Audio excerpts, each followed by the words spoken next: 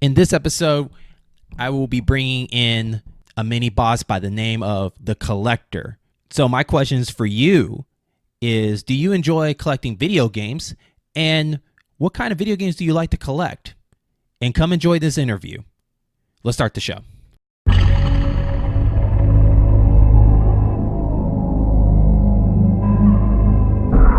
And welcome to another exciting episode of the In-Game Boss Podcast. I'm your host, Jeremy Evans, a.k.a. your In-Game Boss, a.k.a. your Retro Activist. And we have a very special guest. I've been trying to get him on about a month. I think I talked to you in December when I first met you. When I started going to the Retro Game Society for like the first time, I was kind of like a stranger, kind of just observing everything like that. And I think the next time around, I started actively talking to people and get to know everybody. But the person that you definitely know from there is Miss Stacy. She's been on this show numerous times. But we have another guest that came from there, and he's quite a collector. In this episode, I'm calling it the Collector, like kind of like if you play like Mass Effect and stuff. But I want y'all to meet Mr. Stephen Hawkey. Yeah. Pronounced just like the sport, slightly different, or spelled slightly different. Does anybody mistaken you and call you accidentally like Stephen Hawkins and all that stuff? All the time, yeah. Yeah. They ask me how my black hole theory is, and I'm like, well, it's good. How you doing? Are you doing good? I'm great. So when did you started like when I first met you, how far in were you into the society? Were you there longer than Stacy, or were you guys at the same time with the Retro Game Society? Stacy's been there. She's been with OKRGS a lot longer than myself.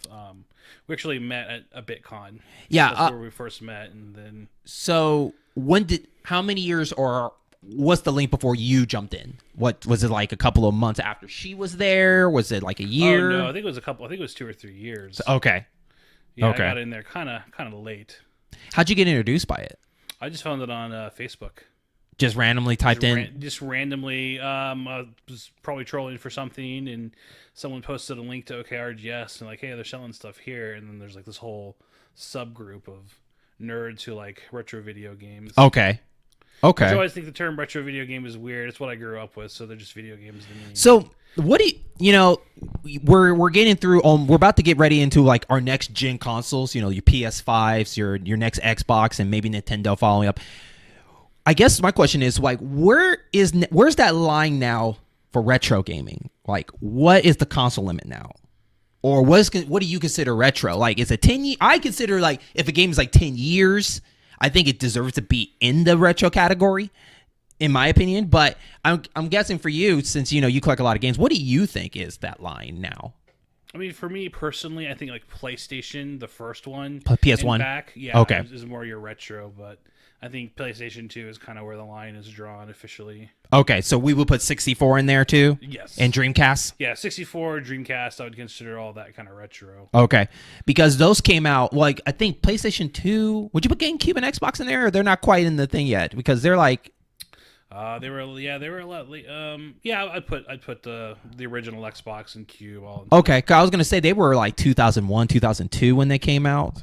And so, because you said PS2, and I'm like, okay, that ended in 2000s. Because that Dreamcast ended like around 2000 because they came out in 99. So yeah, that's a good line. Okay. Pretty much anything with non-native HDMI. Are you separate? That's actually a good answer. That's a good answer. Do you think there's a difference between vintage and then retro? Do you think vintage is more of the golden era, like the arcade-ish? Would you consider that vintage, or you don't like? I don't know. Vintage should be even a category. It's part of retro. Yeah, it's all part of retro to me. Okay. I use them interchangeably, so okay. I could be wrong on that, but it's all vintage and retro to me. Okay.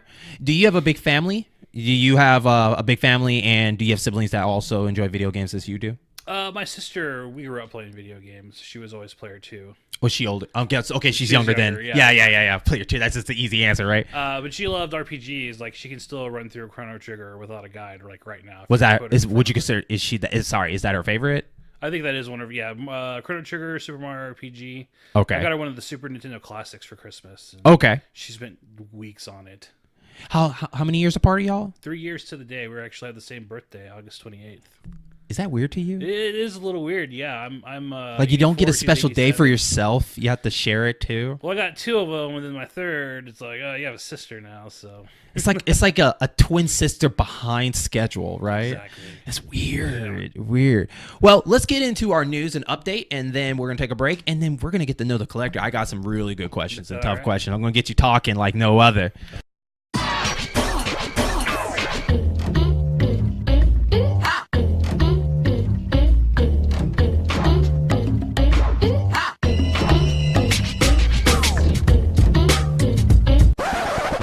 So let's go ahead and get into our updates. So our updates, not our updates. We'll talk about our news first. So we got 3 news to tell you. Very short. It was kind of an empty week. A lot of big stuff happened last week. Like Metroid Prime 4 got delayed. The Star Wars game got canceled from EA. There was a lot of big news that happened like a couple weeks ago. So these are some small ones because Nintendo had their little meeting about like their updates of their franchise, not their franchise, but their finance of how much they're making, because they were trying to hit the 2 million mark for the Switch console and didn't quite make it. But one of the things they announced was Mario Kart on mobile is delayed to the summer. So it was planned for April, and now it's getting pushed to somewhere in the summer. I didn't even know a Mario Kart. I heard Mario Kart, but I didn't hear mobile, I guess. No, that completely passes me too. Yeah. They said it's been delayed, and I was like, oh, well, I didn't even know it was coming out in the first place, so I'm not really heartbroken. Are you a mobile phone person? Because I think my phone is not capable of it, but I just not a big fan of my thing is like all touch. I don't want to really deal with like a touch. You know what I mean? My phone is primarily for personal and work, more kind of the work side. Mm-hmm. So for me, it's just a tool of doing my job, and I really don't ever play games on it. I listen to music, but when it comes to playing games, I'm sick of holding my phone. Do you have Pokemon Go on there? Have you gave that a try at all? I did. Yeah, I got into Pokemon Go when everyone did. Okay. I kind of fizzled out on it. Okay. Did you? Because Stacy. She mentioned that she went to she had that giant event that happened downtown. Yeah. Were you part of that at all? No, that happened just before I think we met or started going out. Wait a minute. Wait. So you guys started getting together when the Pokemon Go thing? I thought y'all were together before the Pokemon Go thing. It was around that time. It was about 2 years in August. Okay. Yeah. Okay. Late August. Okay, I guess Pokemon Go goes far back than I thought. I honestly thought it only been around for maybe 2 years. Maybe it's a lot older than I think it does. A little more than that. I don't know. I don't know. Are you are you a Pokemon? God, I am way off. Pokemon fan before Pokemon Go, or you just thought that was a cool thing? I love the originals for Game Boy. Red and blue and yellow, man. Okay. My jam back in the day. Would you say that's your stopping point? So you never hit the emeralds, sapphire, silver, and all that stuff? Okay. I was in high school whenever the Pokemon Game Boy Advance stuff came out, and I don't know. I just it wasn't as cool. So, are you a Mario Kart fan? Since we're even talking about the mobile phone, are you a Mario Kart fan in general? I love Mario Kart. What's your favorite? I like Double Dash. I do too. I think it's the underdog. It is, and I can beat Stacy. She can beat me in most Mario Karts. Mm-hmm. I can consistently beat her in Double Dash. I really want that to come back as a mode for the future Mario Karts. It doesn't need to be its own thing. It just needs to be a mode where hey, maybe you have a friend over and he's not really good at Mario Kart. I was like, well, hey, back me up. Let's go. Let's do a Double Dash mode. That needs to be in the next Mario Kart. I think that will just make the whole collection, because Mario Kart 8 is my favorite, and I think it's the best one in the series in my opinion. But the next one, man, they put that Double Dash mode in there. Yeah. It'd be awesome. Just have the online, just because what I like about Double Dash was the fact that if you got 2 people that are working together or they're combined together, they get these specialty ones, right? So if you get the baby Mario, baby Luigi, they get the big chomper, or if you get Diddy Kong and Donkey Kong, they get the big banana, or Mario and Luigi, they get the more mushroom powers. I thought that was a really cool concept and everything like that. A lot of people are big 64 fans, though, more than Double Dash, which I guess it makes sense because, I think GameCube was not as popular as N64 at the time. Exactly. And so have you played Mario Kart 8? Oh, yeah, I have it for Wii U and Switch. Oh, okay. All right. It's probably second favorite. Second favorite. Okay. So how do you feel on a phone? Do you think this is a good idea for Nintendo to do that, or do you think it's kind of or... It depends on how it controls. If they're trying to use This is a D-pad, but it's not. I think it's going to have problems. Mm-hmm. I like Mario Go because it was. I mean, even though it was like one of those perpetual runners, Mm-hmm. their controls were simple enough where it felt natural. So you think like the cars are going to just? You think they'll do the whole like make the car automatic, and I guess if you press certain things, that maybe it'll make you faster or something like that. I hope it's not quite like that. I think Nintendo will come out with some. We'll just have to see how they do it. Okay. They're pretty innovative when it comes to the phone so far. Do you Surprised me? What would you like to see out of the Mario Kart on the mobile? Like, I know you probably won't play it, or maybe you will. Maybe you'll I'll give it a give test shot, drive. Yeah. yeah. But what do you like to see it from this one? I like to see multiplayer, Okay.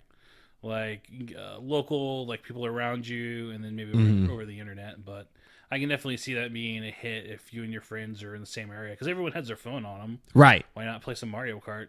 Do you think they're going to do a store where you could buy certain items, not to play the wins structure, but like maybe to unlock characters or unlock like certain outfits for? Oh, definitely. Okay. Yeah, it's kind of been Nintendo's MO lately.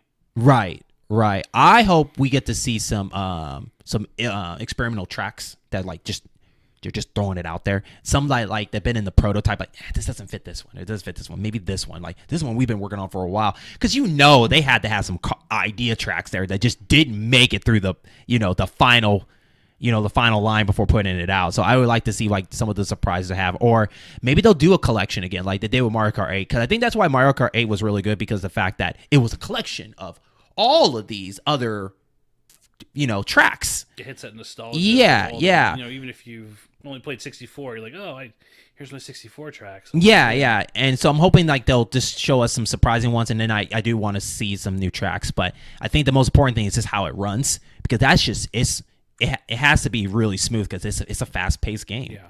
And so, okay, so the next news is PlayStation first-party studio are now focusing development towards PS5. So it's not a big surprise. PS5 was going to come. We all saw it coming. The only thing would be surprised if they changed the name to PS5 to something else. Rumor has it's like PSV. But right. So first parties, we got like Naughty Dog, the people that did your Uncharted, Jack and Dexter. You have The Last of Us. You got who else is in that family? You got the God of War. You got the God of War people there. You got a lot of franchise there. So like, are you excited for the PS5 at all? Or are you kind of like, yeah? I just got comfortable in the world of the PS4. Like I was kind of a late adopter to that. Okay.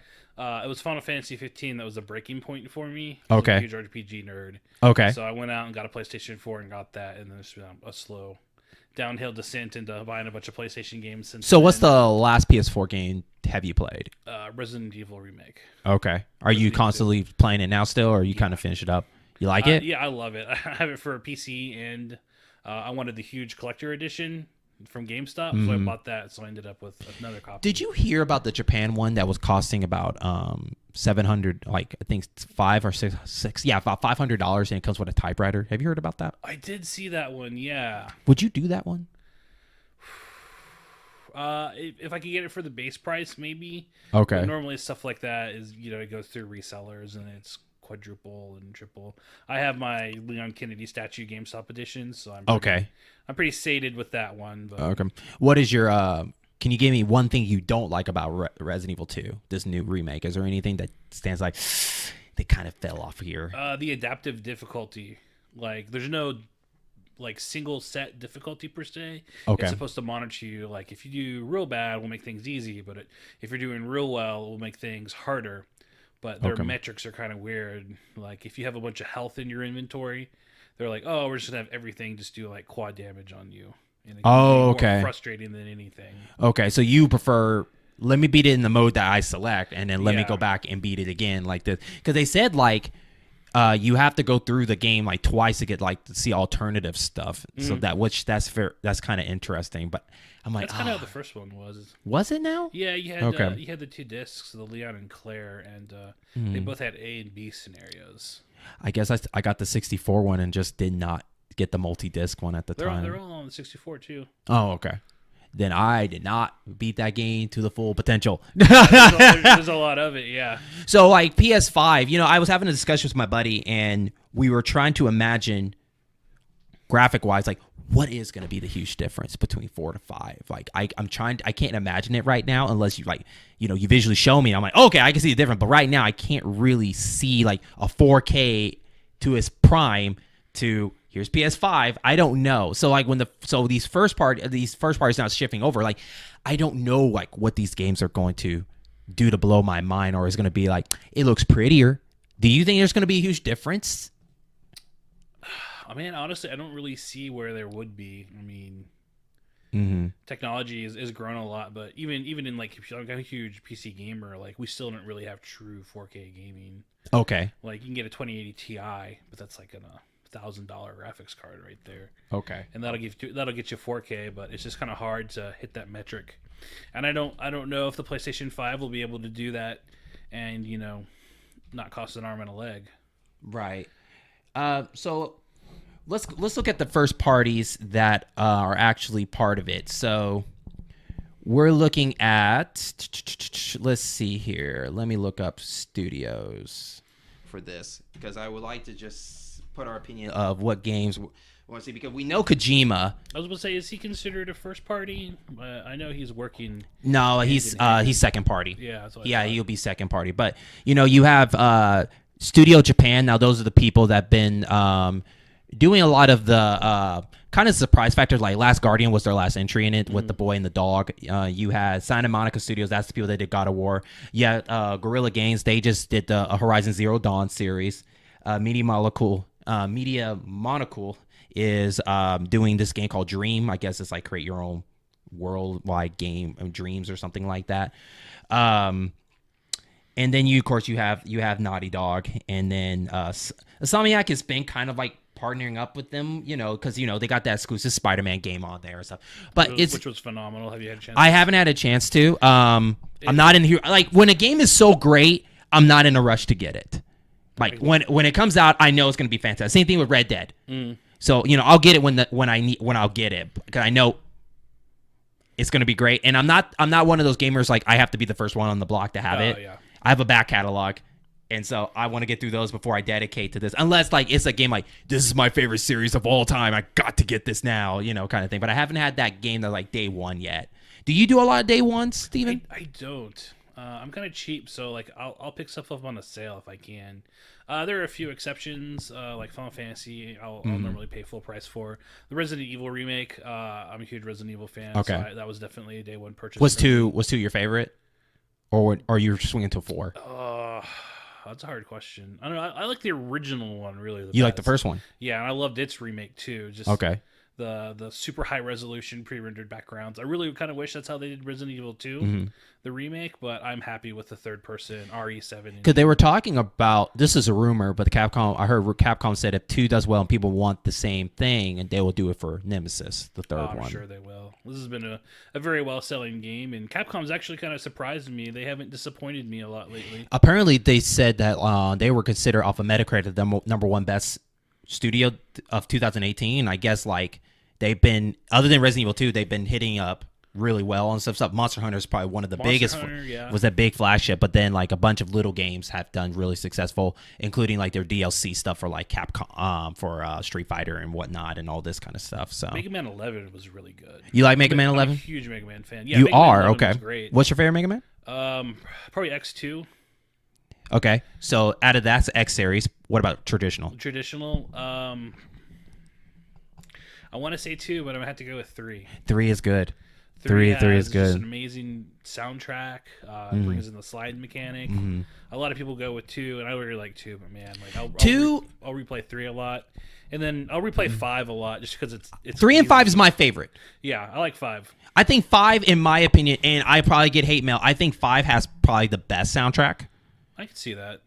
Because like Gravity Man is probably one of my favorite songs in there, and along with Starman. I think those are really good ones. And the funny thing about it is I haven't had a chance to touch 11 yet.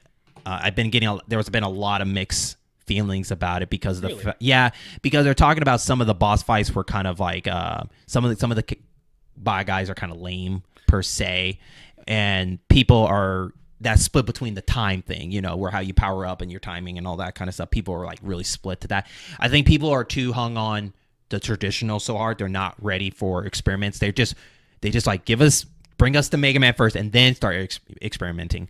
And when I looked at 8 and 9 and 10, it's weird because like I wanted to like 9 and 10, but I think they went too backwards, and they should have went forward with it. And the reason I say that is like 9 and 10 are like Mega Man 2, right? But the problem is I have this beef in my head of you can't go from 4, 5, 6 with all these power-ups and then strip them all the way. It doesn't make sense. So like I'm used to the Mega Buster. I want my Mega Buster. Yeah. But then you give it to, Base, or you give it to Proto Man, an alternative. I'm just not a big fan of that idea. I'm just one of those things like when you upgrade, stick with the upgrades. Don't strip them away. Exactly. You know what I mean? And so I would love to do a Mega Man conversation talk with a group one time. Just talk about the pros and cons. Well, include me in. I'll love to chat. Yeah, because Mega Man's something that's always been evolving. Like, go play Mega Man like 3 and 4, and then play the original Mega Man. Like, it'll seem completely foreign. You're like, this isn't a Mega Man game. This is just a game with Mega Man. This is a bad fan hack. So, with the first parties of the PlayStation, is there a certain game that comes to your head like, man, I hope they bring that back for PS5? Anything that rings a bell yet? I know you said you're late to the PS4 party. I'm just excited to see what Cory Balrog's studio can do with God of War. Okay. God of War for PS4 floored me. Okay. This is an amazing game. Okay. And you played the previous ones, 1, 2, and 3? Yeah, I played all those. And those are good mindless hack and slash, but I was just I couldn't put God of War down for PlayStation 4. A lot of people compare that, and I look at them kind of different because, like, I think that 3 did the good job that they wanted to do. It was a revenge story. And that's what it was. It was going to be a bloodless revenge story, and I understand that. But I knew that this fourth one, that, he accomplished his goal. That got to be something else. Revenge is over, so he has to do something else. And I think it's mainly that kid. I think the kid there is the heart of that game. Yeah. And granted, I haven't played it yet. I've been watching and just reading up on it, but I think that kid is the heart of that game. And honestly, I wanted the kid to lead the way. I wanted Kratos to be like the caretaker, but I really wanted the kid to be the main character. But that's just probably me. Well, we'll see. I won't give away anything, but you might get your wish in later iterations of the War series. Cool. I'm excited. Yeah, I'm excited. Let's go into our last piece of news. PS5 might be backwards compatible. Does the thing that comes to my head like it should be? Yeah, I will honestly boycott Sony if they don't. Right. I like. I don't ever play Xbox One games on my Xbox One, but I love it because it's backwards compatible. Right. You just liked having the option to it because maybe one day, like, you know what? I don't feel like pulling my Xbox out. Maybe I just want to play this on the Xbox One. Yeah. Huge and clunky, and the games look great because like you can pop in Panzer Dragoon Orta. And it looks like maybe an indie game that came out last week. So it's a huge difference. It looks phenomenal. Like I was really taken back by it. It's like, wow, they really put some time into the backwards compatibility. So do you think PS5 will do that? Do you think they'll help? I think it has to. Yeah. Okay. I think, with PlayStation 3, it has the cell architecture, and that is just no one uses that, and that's been really hard to emulate. Hopefully they'll have something because I would like to play Metal Gear 4 on something other than my PlayStation 3. I was going to say, were you upset that the PS4 didn't have the PS3 backwards capability? I understood why. Okay. Just kind of a nerd thing. When I was in school, I had 2 PlayStation 3s and I had Linux on them. And for my InfoSec program, I actually got a program called a password cracking program called Jack the Ripper. Okay. I got them to work on 2 PlayStation 3s in Linux, and it was the hardest thing I've ever done. Just programming for the cell environment made me want to cry. So how long? Months. Months. Okay. Yeah, like just way too much coffee and pizza and it ran terribly slow, and I never cracked any passwords over. Were you like every hacker like in a movie, like you were like in a dark room with only the screen on, and you're like sitting in the dark just typing and typing? I had a projector in my room too. Oh, okay. There was like TV going on there. It was super nerdy. Hermit mode. Yeah, pretty much. Yeah, nothing wrong with that. I think all gamers have it in their own way. Either it's computer or we're playing a small little TV with a console in our rooms, quietly and everything like that. So, but yeah, I think that I agree. It has to be something that it needs to be because I think a lot of people are like you are late now to the party, and Yeah, late to the party. And people that didn't skip on this, they're welcome to an even bigger library going to PS5 because it's a new console. You're not going to have a lot of games coming out. They want to be able to take the game they've been playing online with their friends and cross over with it. And so I can't wait to see more information about it because really I'm more worried about what is the structure, your infrastructure of this console more than like what the games you're going to bring. Like, what are you doing differently from your PS4? You know what I mean? Like, are you going to advance the party chat more? Are you going to advance the way we do like our recordings if we want to Twitch and stream? Are we going to work on more of a bigger memory drive? Are we going to work bigger on, all this stuff? Because, the bigger these games are, the more they're going to take more memory, correct? So, I mean, we're going to get this beautiful new God of War.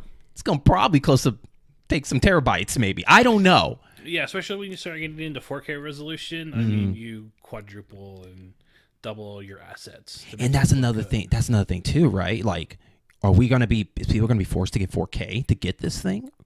Like, I think there'll always be like a 1080p option. Okay. I don't think you can alienate everyone like that because even a huge tech nerd like myself, I only have one 4K display. Okay. So okay, if they were like 4K only, you'd have horrible sales. Okay.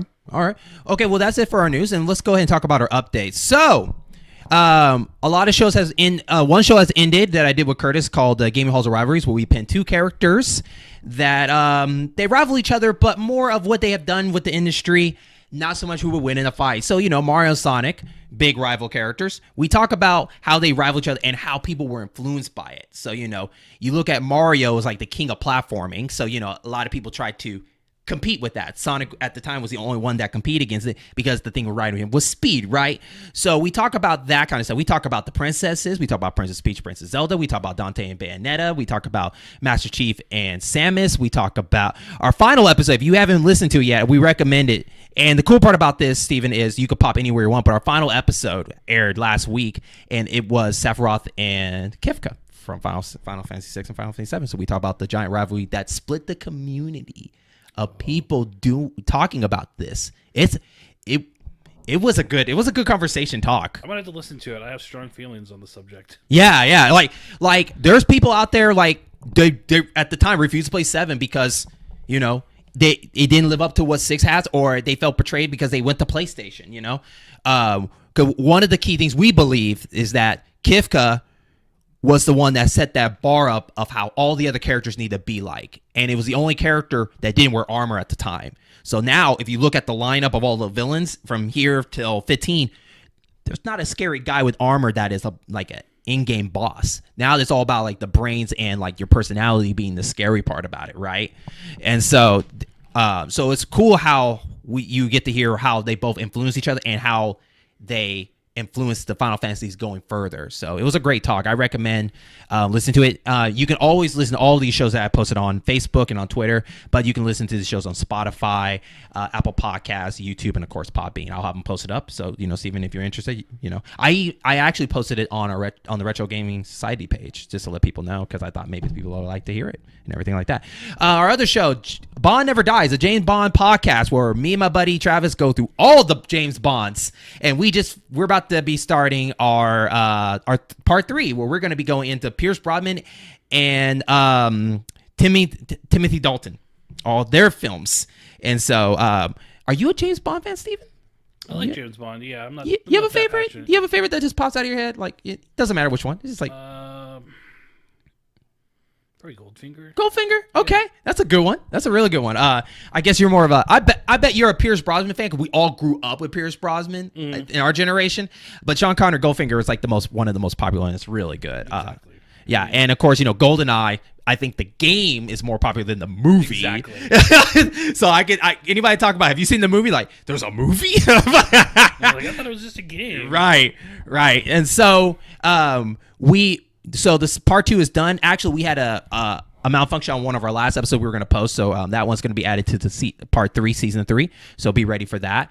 Another show, we have a movie podcast. Sadly enough, we have to push that back because the title we have, a lot of people took that title. So we got to change our title name. It was called Back to the Future, which we love the name, but then we found out like 4 other people like it too. So we're like, okay, we got to go right back to the drawing board and change some stuff around. So I'll be posting more episodes of this podcast to replace all those, so people just always have content, because the goal is to always have content every week. Either it's from a different show and whatnot. But we have a lot of big shows coming in. We have a project actually Steve and I and some other people are trying to work on, so we'll talk more about that when that comes up. We have 3 other shows I'm working on this month, so be ready for all the news and everything. So with that, let's take a break, and when we come back, we're going to get to know the collector. Hi. If you love video games and you love video game icons or characters, then please walk down the gaming halls of rivalries with us as we go through 2 iconic characters that rival each other in the gaming industry. Gaming characters like Mario and Sonic, or Lara Croft and Nathan Drake, or like Dante and Bayonetta, and Master Chief and Samus. If you enjoy these characters, then please visit the Gaming Halls of Rivalries as part of the In-Game Boss program and enjoy fun information and fun stories and the future of these characters. Thank you.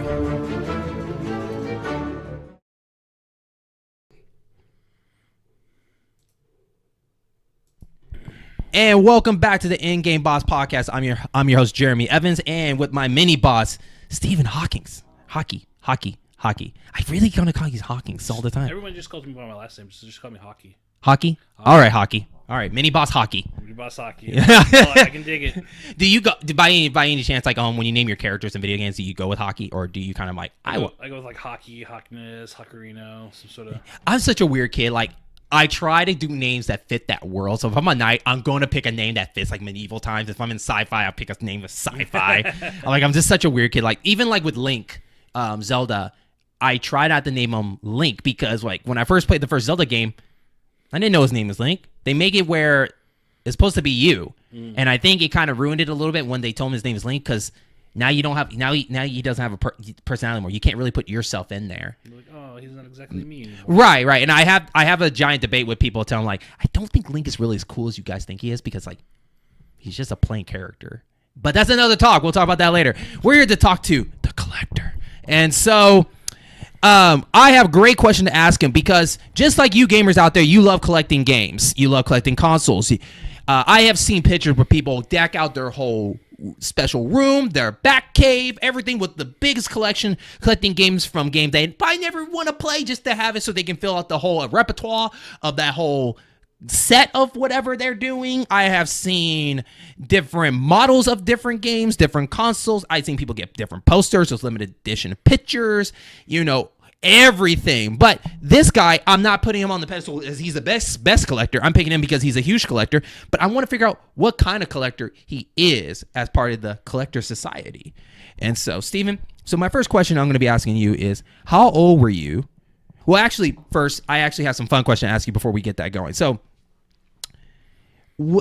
getting into video games yourself, which video game got you to continue playing video games to this day? What was that game? That one game you think it was? It was like, I'm going to keep playing video games. It had to be Mario Brothers for the NES. Like Okay. I had an Atari before that, and I remember it was fun and everything, but when the NES came out, man, it was just such a world of difference. Like, I remember I had a soccer game as a kid, and I was playing Mario Brothers, and they're like, okay, we have to go to this. I'm like, no. And then the entire soccer game, all I could think about was Mario.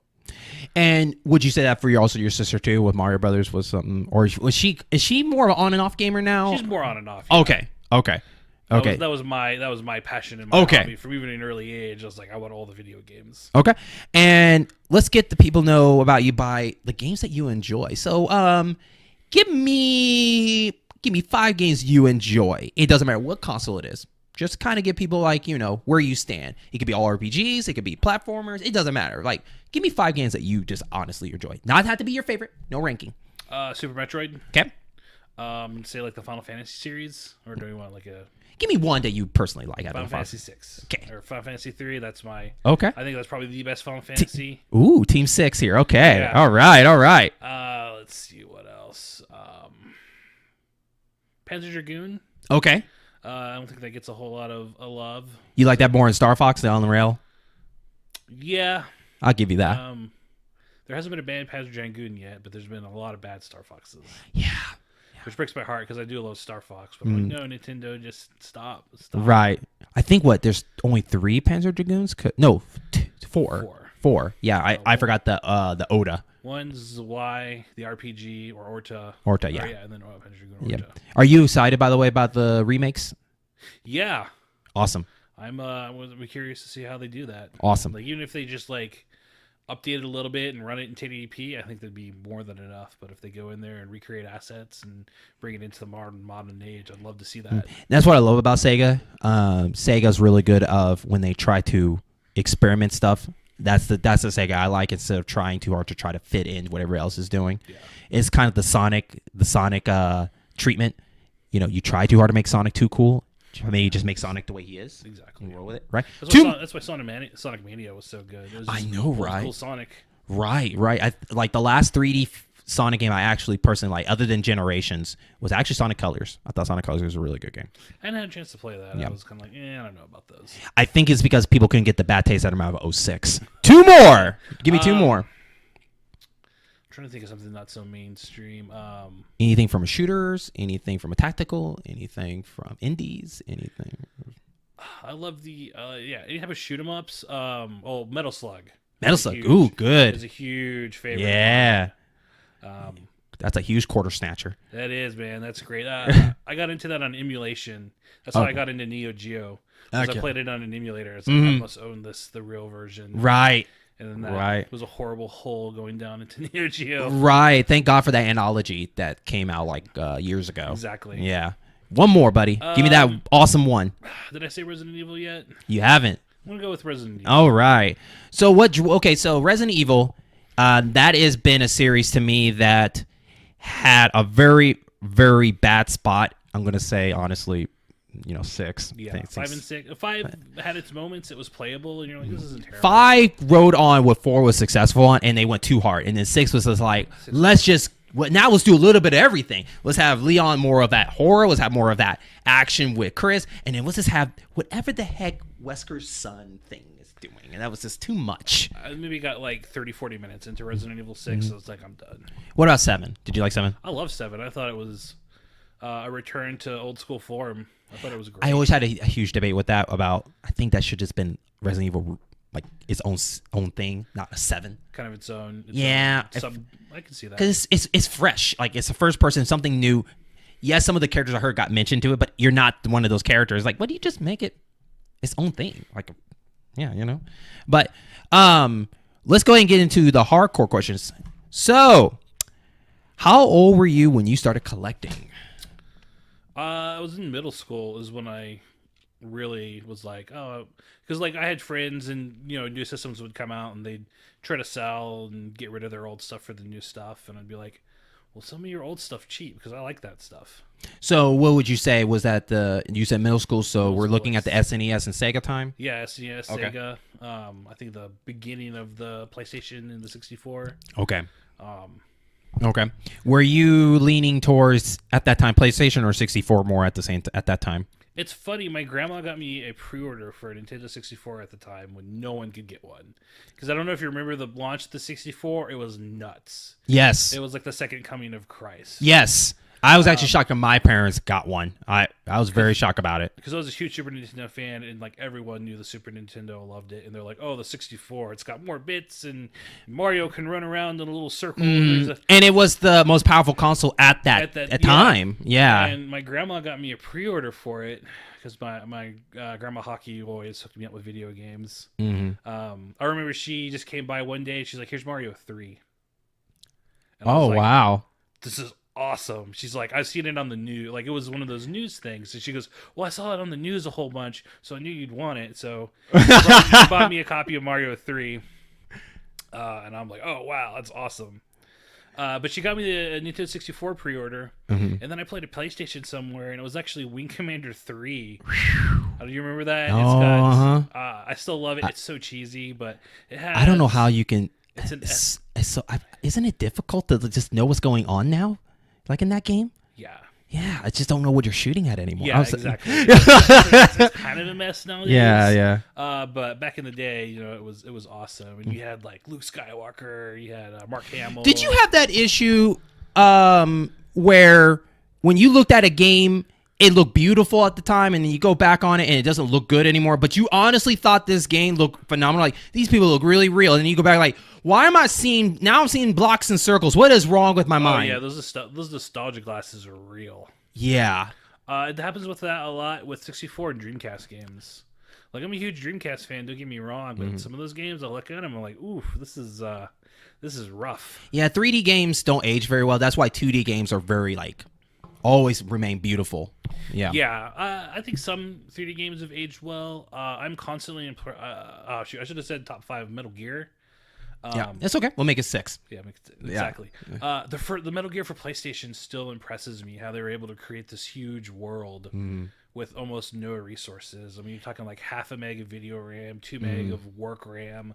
That is true. And the AI. Yeah. I mean, it was the first game where like they would follow you in your snow prints. And like, this dude caught me because he followed my prints. Like, this is unreal. Dear Nintendo, how about you release Twin Snakes? How about that one? Yeah. I mean, that'd be great. I think a lot of people want to play Twin Snakes. Yeah, exactly. So, okay. So, what is the hardest thing, gaming or console, that you managed to collect? Well, the hardest thing? It could be a game. It could be a console. Well, can you give me a couple? It was the hardest thing to collect. Tracking down some of the like lesser known Super Nintendo RPGs were kind of rough. Like your Lufias, your Breath of Fires. I am a complete in box collector. Okay. Is box or nothing?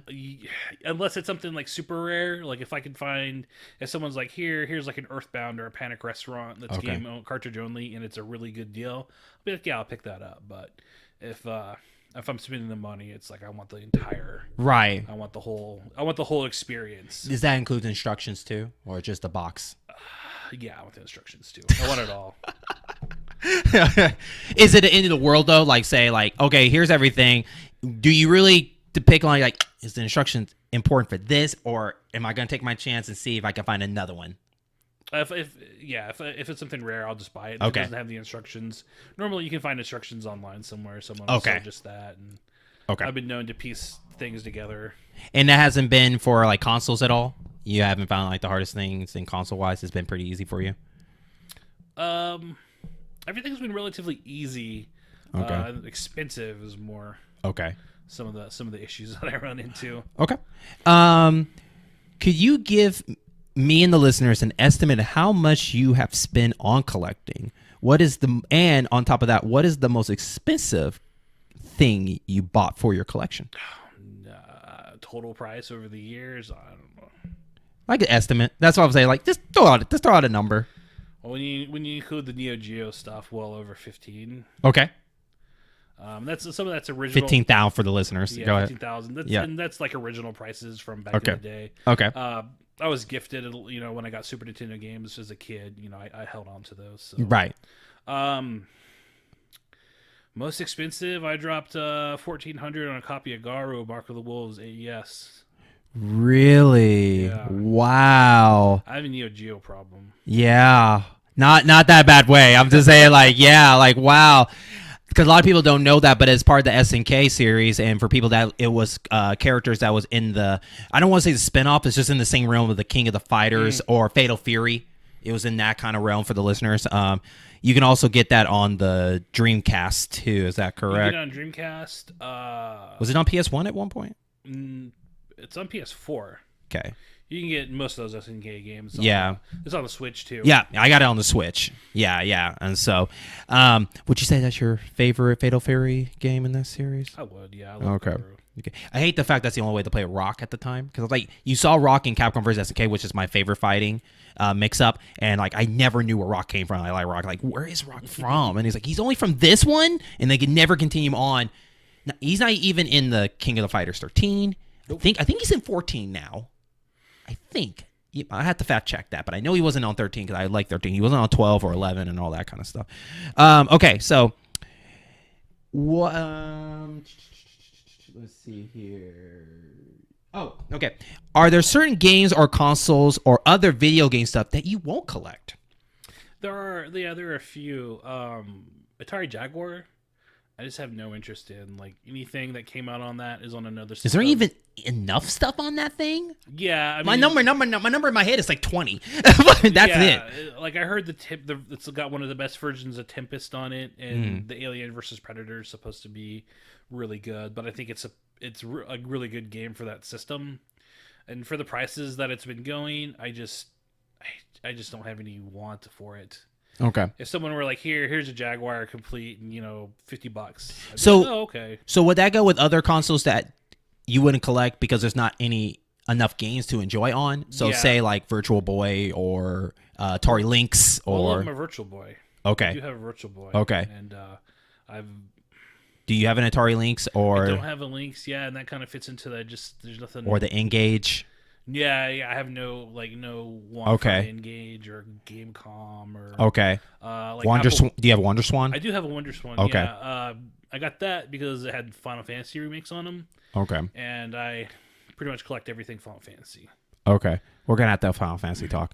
I have a complete, basically every released copy of Final Fantasy in the U.S. and Japan. Okay. So, and that includes all the side stuff like the Crystal Chronicles. Yeah. Okay.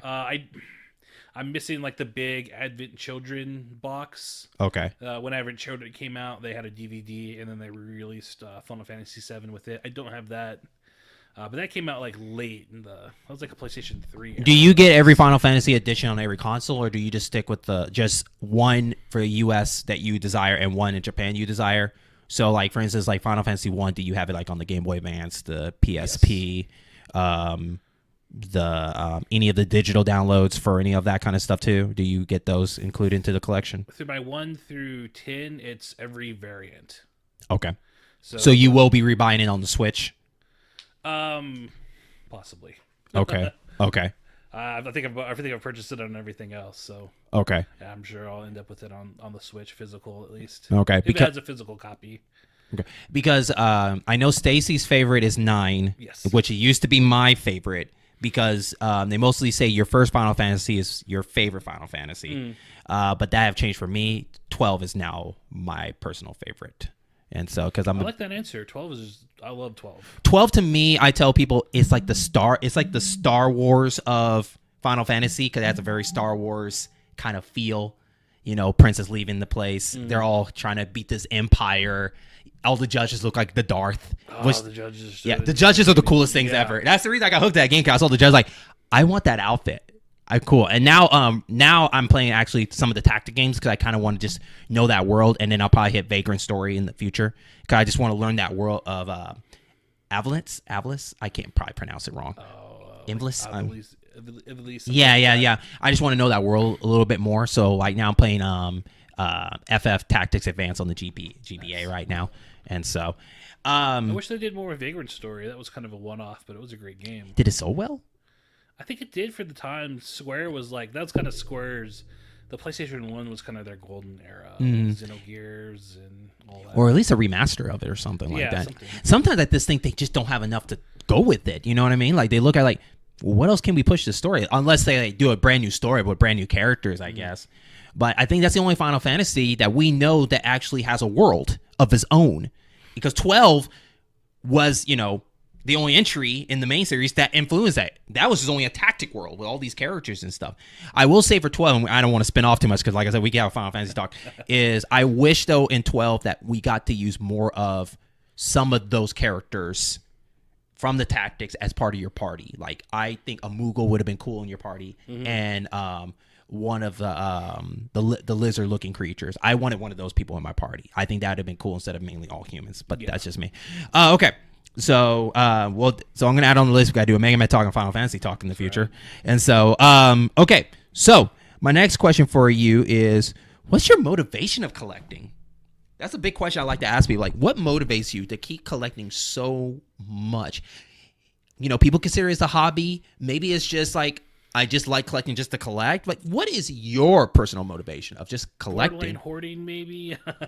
Because just for a story for people, I went to the last thing and he bought a 64 right off the bat right in front of me. I'm like, okay. The gold 64. Yeah, let's add it to the other 10 that you have. Yeah. So I was like, all right, man. I don't know where he's getting these gold coins at, but all right.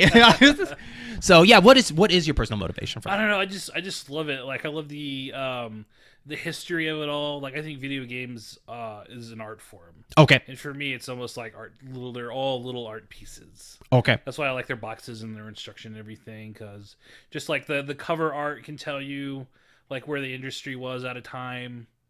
I just think all that looks really neat, and when you get into those variants, it's just. So, does it upset you that maybe sometimes you have to pass on something that you just didn't get the opportunity of it? Does that hurt you as a collector sometimes? Like, I can't afford it. Sometimes, sometimes it'll sting, yeah. Okay. Like, or I don't have the room for it. Like, I'm out of room for everything. Okay. So it's like, I would love to have, like, the big standees and stuff from, the GameStops. And Okay. I have like a Wii U kiosk, which is awesome, but I'm like, I just have to have it disassembled in the garage. I'm like, I don't have room for it yet. Now, most people, I think there's a thin line between obsession and collecting. Obsession is more of you're poor and you're broke and you don't have a home, but you're holding on to those games. I think that's where the obsession starts. What do you put yourself as? Are you part of that obsession, or you're just more like, I just enjoy it and it's not something that's ruining my life or anything like that? If I can afford it, I can afford it. If I left it unchecked, it could probably ruin my life, but I make sure that I have enough. I have enough in savings and can pay the bills. And Okay. if something bad happens, if my car breaks, I'm not like, oh, I'm out of money or whatever because I bought all this ridiculous stuff. I have passed on stuff because I was like, no, it's not in the budget for me right now. Okay. Are you a completionist? And if not, do you at least beat every game that you collect? Oh, I wish I could beat every game that I collect. I'm a completionist if there's achievements. Like, I feel like they're kind of calling me out. Like, you should do this and you should do that. And I'm like, okay, well, I have to get all the achievements. So I gotta get all those Chivos, or as many as I can. So let's, for my listeners, push this bar of how extreme. Do you have every Nintendo game ever made in your collection? No. Okay, that's where I'm talking. That's what I'm talking about. Yeah. That's what I mean, completionist. Like, do you meant like the? Yeah, I'm talking about. Do you collect almost every single thing for that library, or you're one of those? I just collect the ones I want, and then that's where the follow-up question is. Do you beat almost every game that you collect that you want? I can tell you right now, the game I collect, hell no. That's a no on me. Like, I'll dabble for like a few minutes with it, but I know that something else will come along. Like, I'm not. I guess I'm one of those gamers for people that like. I'm a big video game. I'm a big fan of collecting. I don't want to say I'm a collector. I don't have that title yet, but I'm one of those people where it's not the end of the world if I don't beat the game as fast as other people do. Yeah, because I own it. I'm no rush. Would you say you're in that category of like, I have it, I got time for it, I'll play it when I feel like I want to play it? Exactly. Okay. There are some games that I speedrun that I think are fun, like Mega Man X2. I think is like the perfect speed game, and it's fun to try and get through that as fast as possible. What's your most replayable game?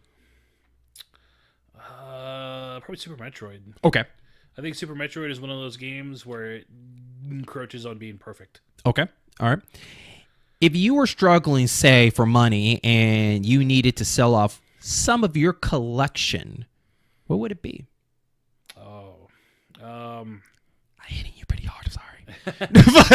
I almost got to that point when I got sick. I sold off like all my computers and like some home theater stuff. But I was about to start selling the video games. That's what I'm going at right there. Like, what out of your video games? I would start with probably most of my NES games. Okay.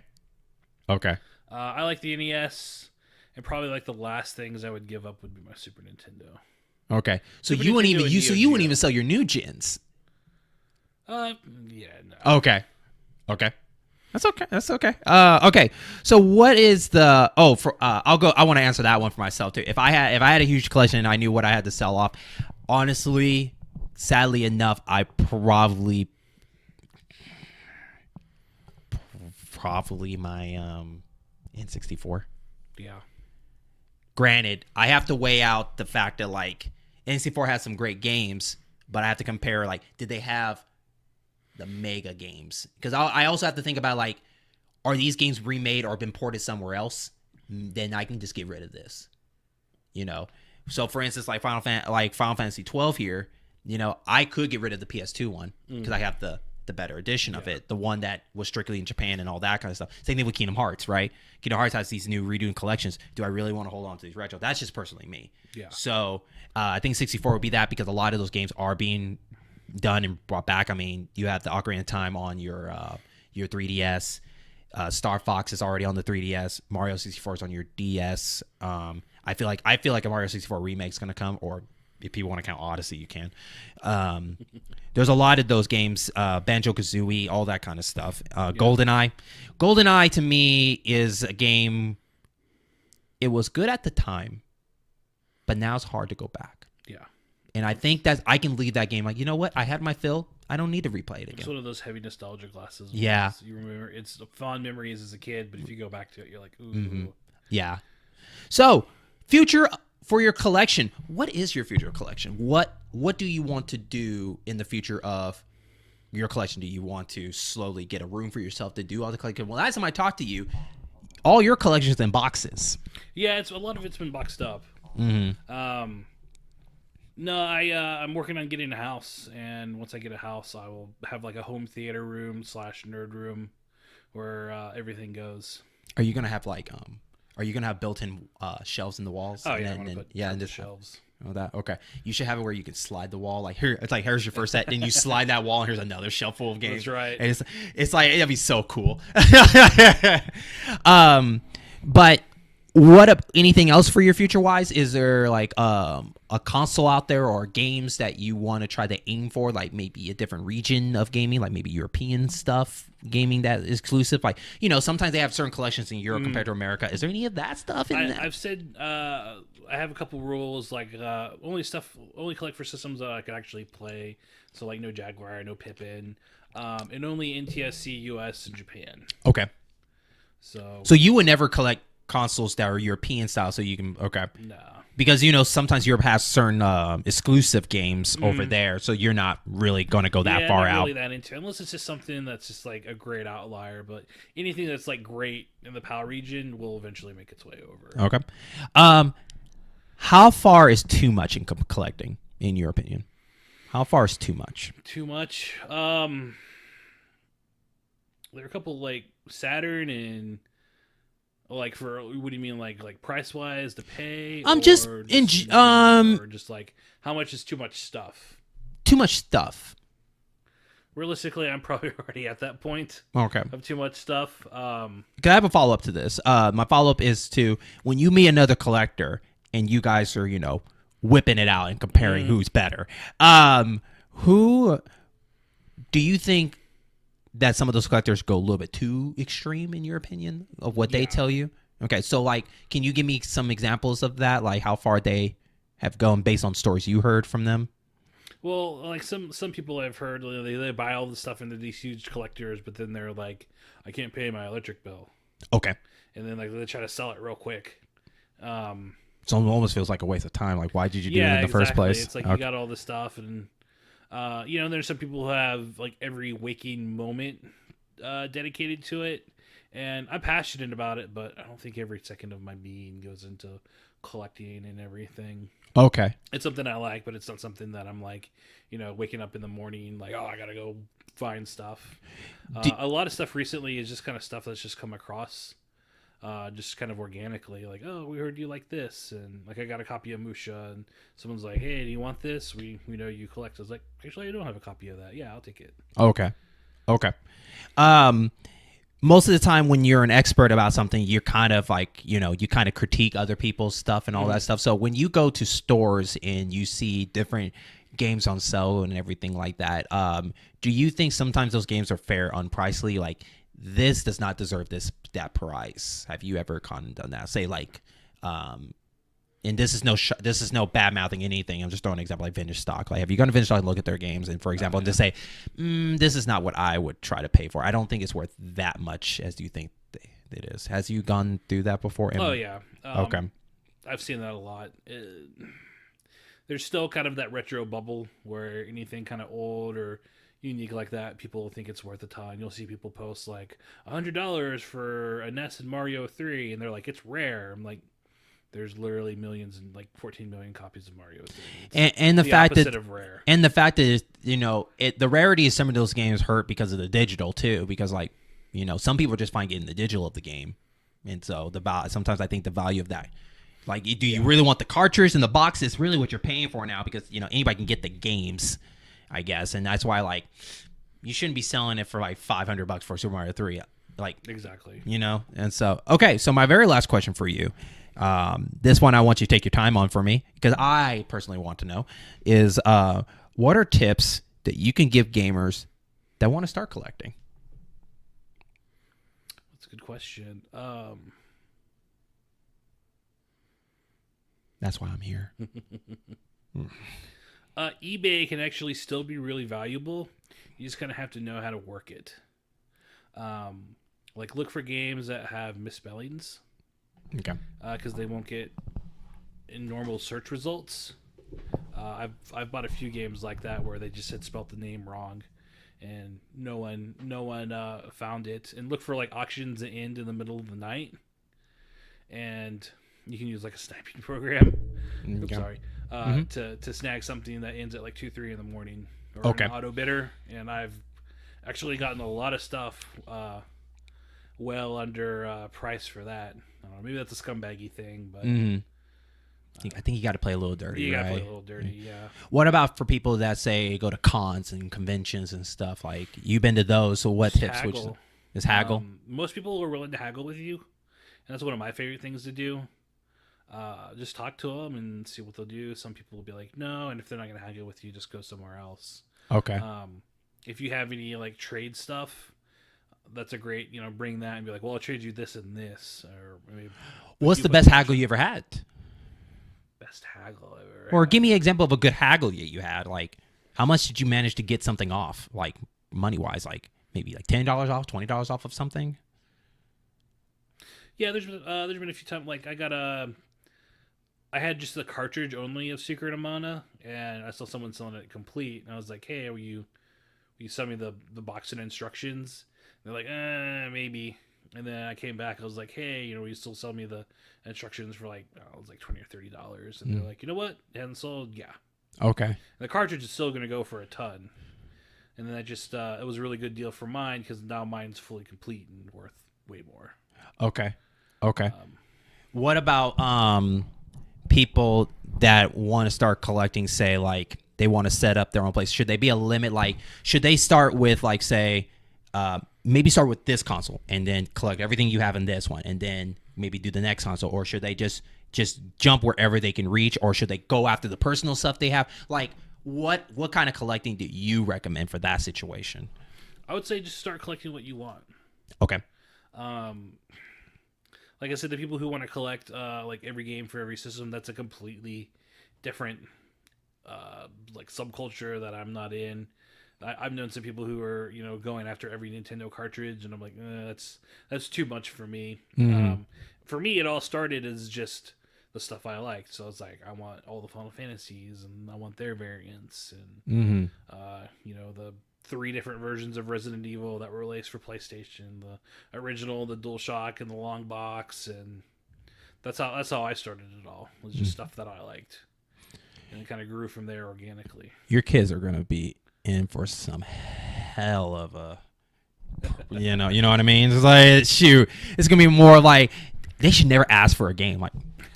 You got 1 million games on this wall, pick one and play it. And so, but